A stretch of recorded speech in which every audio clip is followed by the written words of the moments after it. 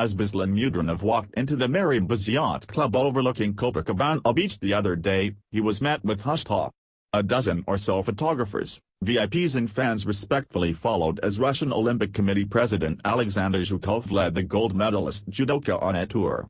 This month, the luxury venue is rented out by the federation and renamed Russia Fans House. The walls were decorated with massive photographs of Russian synchronized swimmers, gymnasts, and fencers, some of the sports in which the country was allowed to compete. There was no sign of track and field or weightlifting, events from which all Russian athletes were banned for what the World Anti-Doping Agency determined was years-long systematic and state-sponsored doping. As athletes and dignitaries made their way to a VIP area near stage, Max Konovalov, one of many volunteers handling logistics, translation and other tasks, took a seat by himself and glanced at a menu.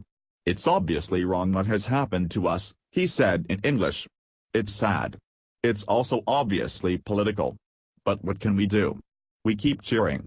Mudrinov, Russia's first medalist here, finally took the stage as a few dozen Russians on the patio and mezzanine chomped on Brazilian crab appetizers and Russian pelmeni dumplings.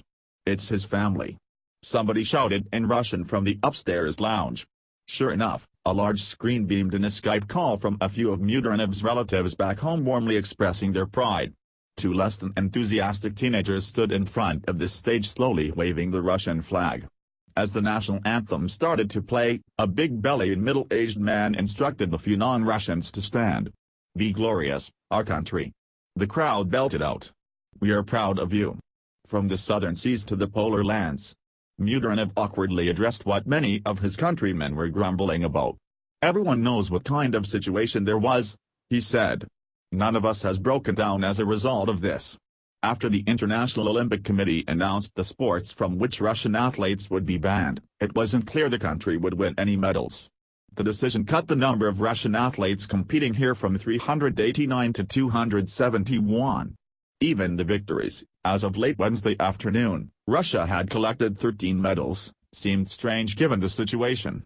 Among the crowd at Russia Fans House, it was impossible to find anybody who thought that geopolitics hadn't played some role in the bans or that Russian athletes had been treated fairly. "Would this happen to American athletes?" said Nadia Levina, an accountant from Moscow. "That they deny a young kid the right to compete even if there was no proof against that individual? Never. Lots of athletes in the US dope," she said. "It's not fair."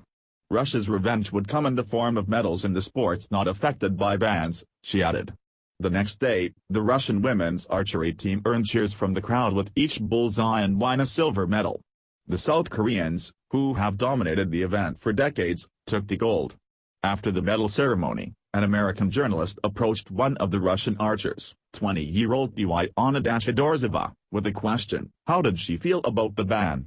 The interpreter prefaced it with an apology: "Excuse us, but the question is of course about doping and the scandal." Dashidorzeva paused, then criticized the ban and how Olympic officials had waited so long to reach a decision. "Of course we can't agree with the decision. We were in a very uncertain condition, training every day but not knowing if we would actually come dangling in the air." She said she was especially angry that all Russian Paralympic athletes were banned, regardless of individual test results. "We do think politics has something to do with it somehow," she said, "but I would rather not comment on that part." But a group of Russians looking for a party not far from Russia Fans House didn't hold back. "This is about Putin and Ukraine, and it's about the West's attitude to Russia," said 28-year-old Vladimir Savorov, who grew up in Canada. "There are sanctions against Russia, and this is another one. It's a way to bring Russia down."